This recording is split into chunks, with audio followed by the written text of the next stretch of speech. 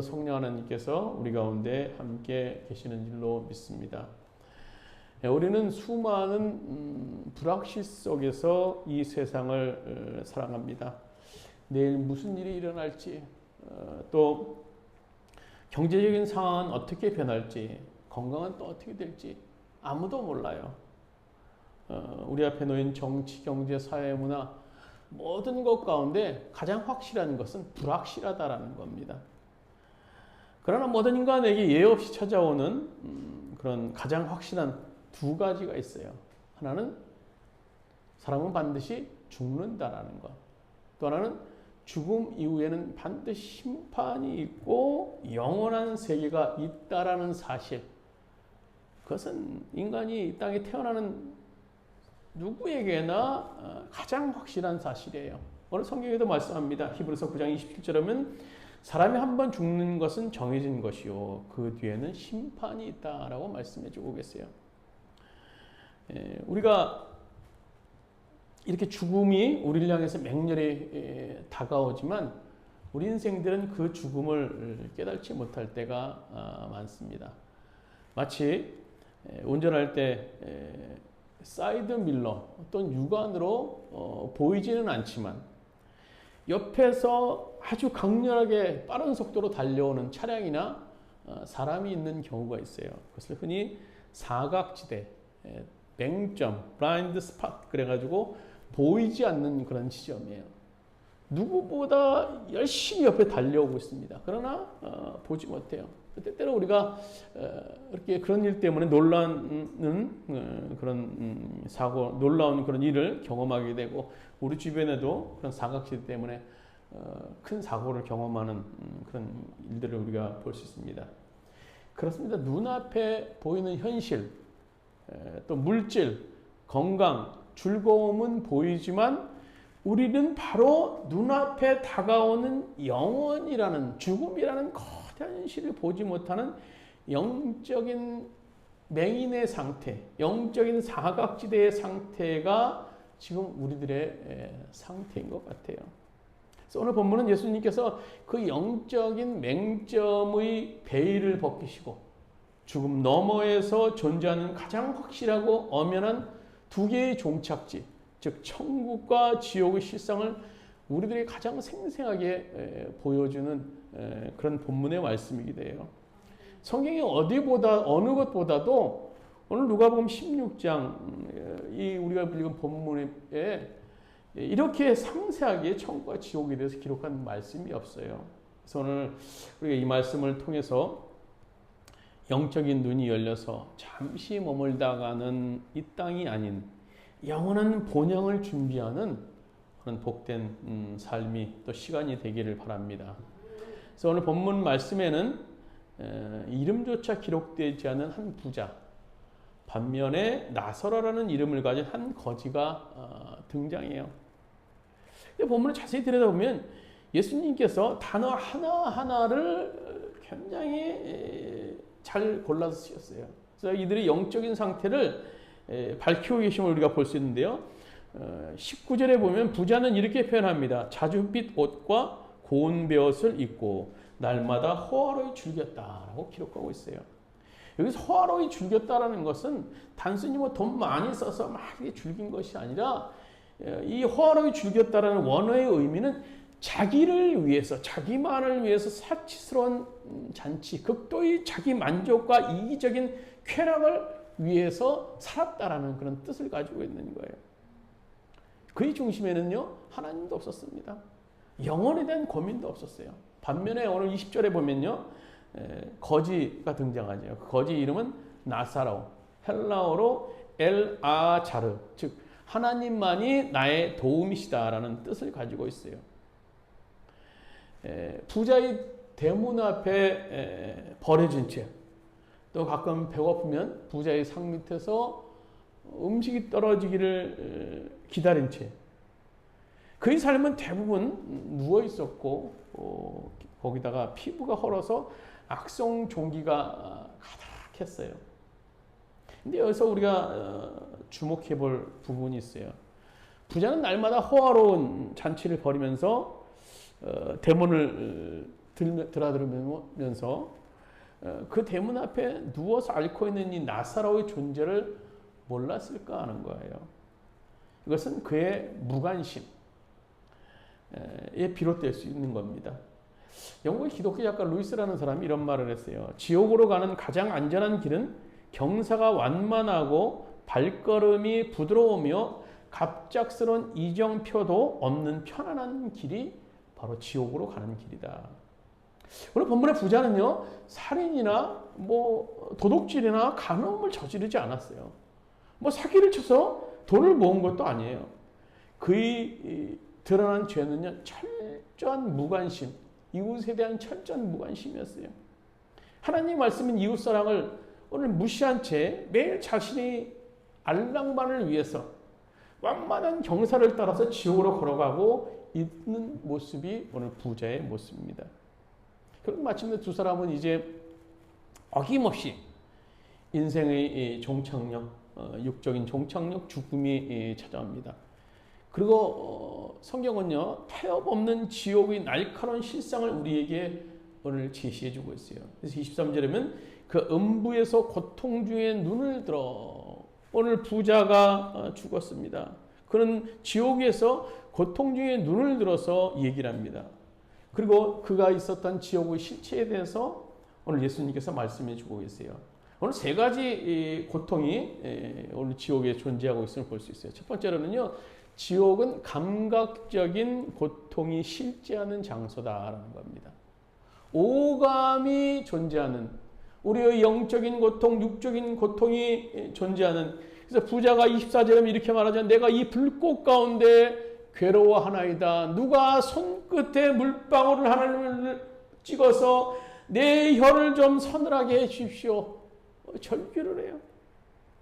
지옥은요, 상징이나 예수 안 믿는 사람, 예수님 복음을 거절하는 사람을 겁주기 위한 그런 장소가 아니에요. 비유가 아닙니다. 영혼과 육체가 느낄 수 있는 가장 생생하고 극심한 목마름과 타오르는 고통이 어떻게 됩니까? 영원히 지속되는 곳이 실제하는 장소가 바로 지옥이라는 거예요. 또 지옥은요, 감각적인 고통뿐만 아니라 기억과 후회가 살아있는 장소예요. 오늘 아브라함은 부자에게 25절에 이렇게 말하죠.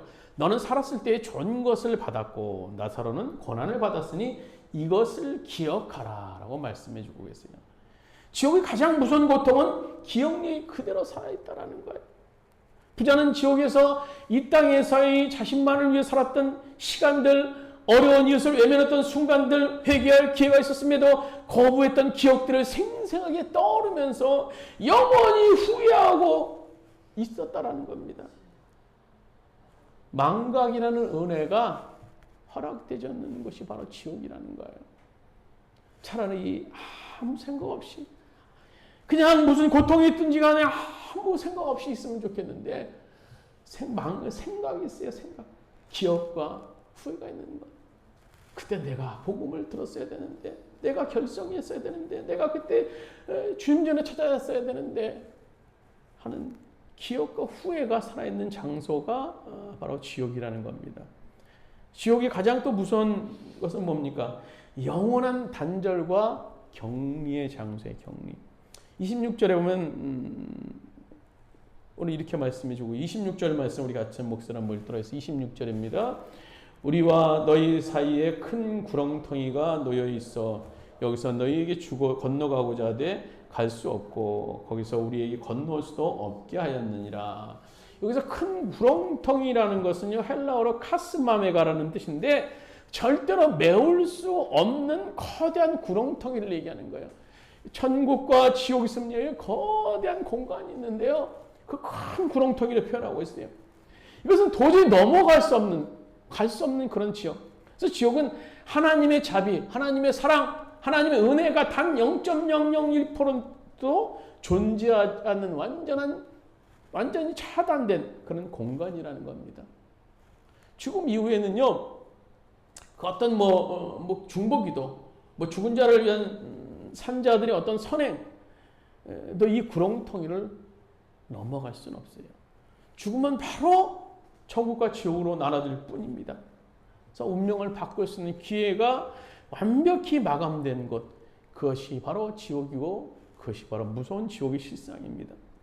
반면에 본문이 말하는 천국은 어떤 것입니까? 22절에 보면 이렇게 말씀해 주고 계세요. 22절 같이 읽도록 하겠습니다. 이에 거지가 죽어 천사들에게 받들려 아브라함의 품에 들어가고, 아브라함의 품은 뭡니까? 가장 안전하고 따뜻한 것, 즉 안식처 천국을 의미하는 거예요. 오늘 이렇게 기록하고 있어요. 천국은 완벽한 위로와 보상이 있는 것을 얘기하고 있어요. 25절에 보면 이제 그는 여기서 위로를 받는다. 아브라함이 오늘 나사로에게 얘기하는 거야. 너는 여기서 이제 위로를 받으며 살면 돼. 땅에서 나사로는 성한 몸이 없이 개들이 헌대를 앓던 그 상처를 낳는 비참함을 겪었어요. 세상의 누구도 그를 위로하지 않았던 것 같아요. 그러나 천국은 하나님께서 그 눈에서 모든 눈물을 흐르는 모든 눈물을 씻겨주는 것, 이 땅에서 믿음 때문에 당했던 눈물과 외로움, 고난을 주님의 품에서 완벽하게 보상하고 치유받는 것이 천국이라는 겁니다. 얼마나 기쁜 곳이에요. 또 천국은요, 하나님과 영원히 친밀함이 있는 곳이에요. 우리가 그렇게 보기를 원했던, 꿈에도 그렸던 그 하나님과 늘 함께하면서 친밀할 수 있는 것. 오늘 품에 안긴다는 것은 가장 가까운 거리에서 사랑을 나누는 상태를 뜻합니다. 서로는 더 이상 대문 밖에 이방인이 아니에요. 하나님 나라에서 가장 중심에서 하나님의 따뜻한 사랑의 호흡을 느끼면서 영원한 안식을 누리게 되었던 것이 오늘 나사로입니다.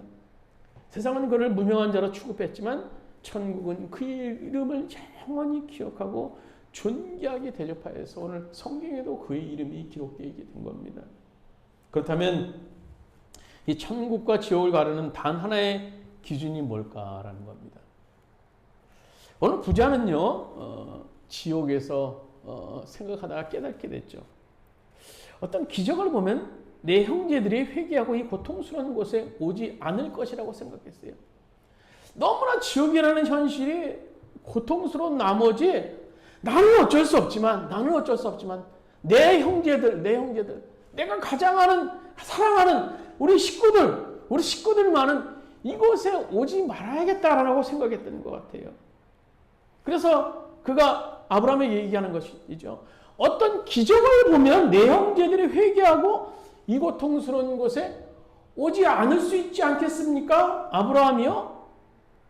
그래서 그가 생각해낸 것이 저 죽은 나사로를 살려서 다시 이 땅에 보내서 복음 전파하게 해주십시오. 우리 식구들에게. 그 대답을 들은 아브라함은 단호하게 대답합니다. 단호하게 대답해요.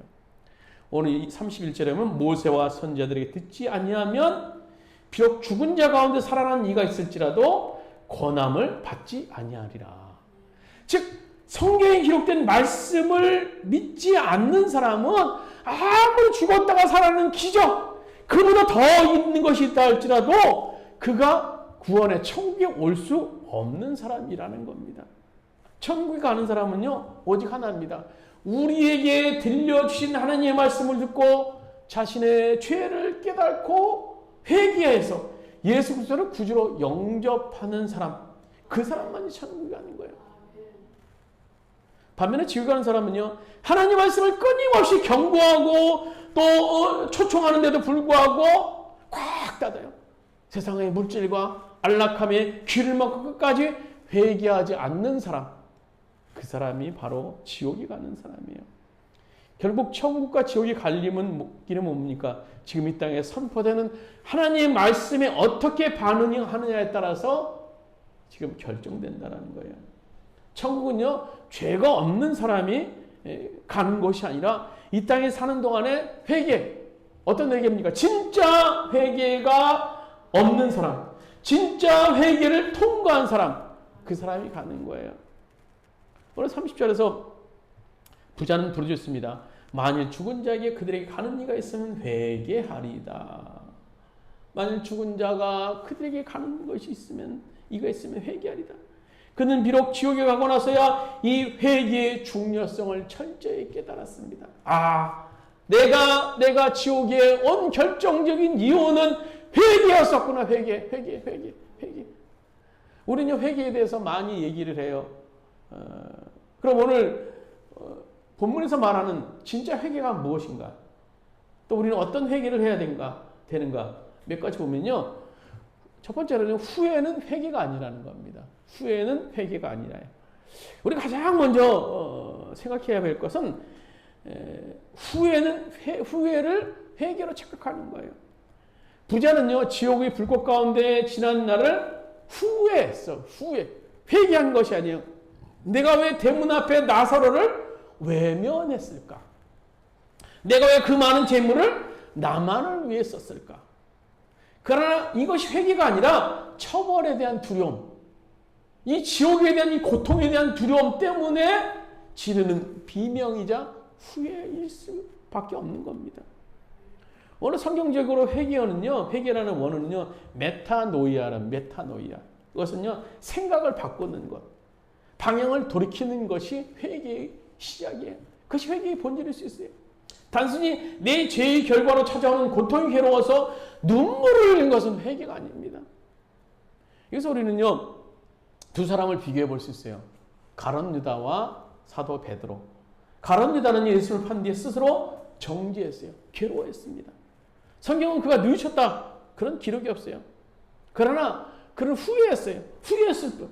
예수님께로 방향을 돌이켜서 회개를 하지 않고 결국 비극적인 종말을 그가 맞이했다라고 성경은 전해오는 그런 교회사에 기록되어 있습니다. 반면에 베드로는요, 예수님을 3번이나 부인하는데 심히 통곡하며 울었어요. 그리고 그는 부활하신 예수님 앞에 자신의 삶의 방향을 돌이킵니다. 그것이 바로 메타노이아, 진짜 회개였던 겁니다. 지옥은요, 후회하는 사람으로 가득 찬 것이죠. 그때 잘 믿을 걸. 그때 내가 우리 아내가 얘기할 때 그때 믿을 걸. 그때 정신 차릴 걸. 그때 목사님이 얘기할 때 그때 정말 말씀 보면서 깊이 들어가서 내가 하나님을 발견하고 내가 회개했어야 되는데 그때 정신 차릴 걸. 그러나 죽음 이후에는 아무런 효력이 없습니다. 왜? 운명의 추는 이미 굳어졌기 때문인 거예요. 오늘 살아있는 지금 이 순간이 하나님 말씀 앞에 나의 가치관과 삶의 방향을 통째로 돌이키는 진짜 회개만이 우리를 천국으로 인도할 수 있게 되는 겁니다. 또 회개는 뭡니까? 회개는 후회가 아니라 후회와 회개는 구분된다는 것. 또 회개는 말씀에 반응하는 거예요. 그렇다면 오늘 진짜 회개가 어떻게 시작합니까? 오늘 부자는요, 기적이 일어나야 형제들이 회개할 것이라고 오늘 본문에 믿었죠. 죽은 나사로가 살아나서 다니면서 전도하면, 특히 우리 집에 가서 내 사랑하는 그 형, 내 사랑하는 누이, 내 사랑하는 자녀들, 내 사랑하는 아내에게 복음을 전하면 깜짝 놀라서 회개하지 않겠습니까? 그러나 아브라함의 대답은 차가웠죠. 우리 31절 말씀 한번 같이 읽도록 하겠습니다. 31절입니다. 본문 31절. 모세와 선지자들에게 듣지 아니하면 비록 죽은 자 가운데서 살아나는 이가 있을지라도 권함을 받지 아니하리라. 회개는요, 기적을 보고 일어나는 것이 아니라 하나님 말씀이 그 마음을 찌를 때 일어나는 은혜, 그것이 회개입니다. 우리가 이런 예를 한번 생각해 볼까요? 철도 건널목에 차단기가 있어요. 기차가 오기 전에 바로 몇 초 전에 차단기가 내려옵니다. 그것은 우리를 길을 막는, 귀찮게 하기 위해서 내려오는 것이 아니에요. 차단기를 무시하고 지나가면요, 큰 사고가 나기 때문에 방지하기 위해서 차단기가 내려오는 겁니다. 마찬가지입니다. 하나님 말씀은 우리 인생을 향해 내려오는 영적인 차단기예요. 그 길로 가면 죽는다. 그 길로 가면 죽는다. 지옥이다. 돌이켜라라고 경고하고 있는 겁니다. 오늘 에스겔서 33장 11절에 하나님은 이렇게 말씀하십니다. 우리 천천히 한번 읽으시겠습니다. 에스겔 33장 11절 말씀 같이 읽도록 하겠습니다. 주 여호와의 말씀에 나의 삶을 두고 맹세하노니 나는 악인이 죽는 것을 기뻐하지 아니하고 악인이 그의 길에서 돌이켜 떠나 사는 것을 기뻐하노라. 이스라엘 족속아 돌이키고 돌이키라. 너희 악한 길에서 떠나라. 어찌 죽고자 하느냐 하셨다 하라. 하나님의 말씀이 선포될 때 내 고집을 꺾고 그 천한기 앞에 멈춰서 돌이키는 것, 그것이 회개예요. 회개. 기적을 쫓아다니지 마세요. 아니 뭐 놀라운 일이 생기면 나 나갈게요. 뭐 아주 우리 사람 번창하면 뭐 주님 앞에 나갈게요. 내 교회 나갈게요. 내 복음을 받아들일게요. 아니에요. 오늘 우리에게 들려주시는 이 성경 말씀, 이 복음의 경고를 두려움으로 받는 자가 진짜 회개의 자리로 나갈 수 있게 되는 겁니다. 회개는 뭡니까? 삶의 열매로 증명돼요. 오늘 본문에서 부자의 이야기를 통해서 진짜 회개란 삶의 변화라는 열매를 맺어야 함을 말씀해 주고 계세요. 오늘 이 부자의 죄는요, 그의 집 문 앞에 가난한 이웃들을 보고도 아무런 행동을 하지 않는 삶의 열매가 없는 그런 죄였어요. 자기의 마음 문을 하나님을 향해서 그리고 이웃을 향해서 굳게 닫습니다. 주님이 분명히 두드리셨을 텐데 내 호화로운 잔치 소리에 취해서 그 음성을 외면했습니다. 이 부자와 완벽한 대조를 이루는 성경에 한 인물이 나옵니다. 누가복음 19장에 나오는 또 다른 부자 삭개오. 삭개오 역시 부자였고요. 세리장으로서 세상의 부유함을 즐기는 사람이었어요. 그가 부족한 것이 무엇이 있었겠습니까? 그러나 예수님이 그의 이름을 불러주시고 그의 집에 들어갔을 때 삭개오는 진짜 회개, 즉 메타노이아가 그에게 일어났습니다. 삭개오는 일어나서 예수님께 고백합니다. 오늘 누가복음 19장 8절에 주여 보시옵소서 내 소유의 절반을 가난한 자들에게 주겠사오며 만일 누구의 것을 속여 빼앗은 일이 있으면 내 갑절이나 갚겠나이다. 그래서 예수님이 삭개오를 향해 선포하시죠. 오늘 구원이 이 집에 이르렀으니 이 사람도 아브라함의 자손이미로다. 보십시오. 오늘 본문의 부자는요, 재물을 쌓고 살다가 지옥에 떨어져서 아브라함의 품에 안기지 못했습니다. 그러나 삭개오는 물질 중심의 삶에서 하나님 중심으로 방향을 돌이켜서 가난한 이웃들을 돌보고 결국 아브라함의 자손이 되어서 천국의 백성이 될 수 있었습니다. 진짜 회개는요, 영적인 관념만이 아닙니다. 내 지갑이 회개해야 되고 내 시간의 사용처가 회개해야 되고 내 대문 앞에 있는 이웃을 바라보며 내 시선을 바뀌는 실천, 그것이 바로 회개의 역사일 수 있는 겁니다. 오늘 말씀 마치도록 하겠습니다. 여러분, 오늘 예수님이 들려주신 이 이야기는요, 해피엔딩이 아니에요. 지옥에 떨어진 부자는 지금 이 순간에도 우리가 예배를 드리는 2020년 이 시간에도 여전히 불꽃 가운데서 고통당하면서 타오르는 목마름으로 살려달라고 고통 중에 부르짖고 있을 것입니다. 그것은 한 번 들어가면 영원히 나올 수 없는 고정된 절망의 장소이기 때문이에요. 인생에서 가장 끔찍한 비극은요, 기회가 영원히 사라졌을 때 찾아옵니다. 지옥이 왜 지옥인 줄 아세요? 그것에는요, 아무리 통곡하고 아무리 피눈물을 흘려도 단 한 번의 기회도 허락되지 않는 곳이기 때문이에요. 이제 그 상태로 끝나는 거예요. 그러나 우리에게 뭡니까? 아직 뛰는 심장이 있고 하나님의 경고를 들을 수 있는 귀가 우리들에게 지금 있어요. 그건 뭘 의미합니까? 아직 우리에게는 영원한 종착지를 바꿀 수 있는 찬스, 그 은혜의 시간이 우리에게 남아있다라는 그런 뜻인 겁니다. 우리는 지금 어느 길을 걸어가고 있을까요? 매주 교회당을 밟고 가지만 나만의 호화로운 잔치를 벌이고 있지는 않습니까? 난 살인도 하지 않았고요. 사기도 안 치고요. 남 괴롭히지 않고요. 그냥 뭐 착하게 살았어요. 이 정도면 괜찮지 않습니까? 그런 방관적인 생각이 있다면 기억하십시오. 하나님의 말씀에 귀를 막는 무관심 그 자체가 이미 지옥을 향해 부드러운 경사길을 내다리고 있다는 그런 증거일 수 있는 겁니다. 지옥을 보여달라고 하나님을 시험하지 마세요. 죽은 사람이 살아오는 기적보다 더 확실한 강력한 하나님의 기록된 말씀이 지금 우리 손에 들려있기 때문인 겁니다. 이 말씀의 차단기가 내 인생을 가로막을 때 고집을 꺾고 즉시 멈춰서야 됩니다. 영혼의 문이 닫히기 전에 지금 당장 유턴해야 됩니다. 이제 우리는 지옥에서 영원히 후회하는 어리석은 자가 아니라 오늘 시간 내 죄를 십자가 앞에 낱낱이 쏟아내고 삶을 하나님을 향하여 돌이켜서 이 땅의 삶이 끝나는 날 눈물도 고통도 없는 저 영광스러운 천국에서 주님의 따뜻한 품 안에 안기는 복된 주인공 우리 모두가 되기를 주님의 이름으로 간절히 축원합니다. 우리 기도드리셨습니다. 오늘 부자와 나사로와 부자의 이야기를 통해서 주님께서는 천국과 지옥 또 그것을 갈 자와 못 갈 자 또 천국의 실상에 대해서 소상히 우리들에게 말씀해 주고 있고 또 우리들이 지향해야 될 것이 어딘가를 오늘 말씀 속에 성경 속에서 우리에게 가르쳐 주고 있습니다.